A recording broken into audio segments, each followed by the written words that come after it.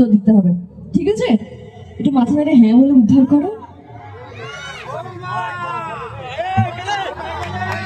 শোনো মা, তুমি কি ভেবেছো তোমার বড় মেয়ে নিরুপমা দত্তের সাথে আবির রয় চৌধুরীর বিয়েটা দিয়ে দিয়ে তুমি খুব ভালো কাজ করেছো?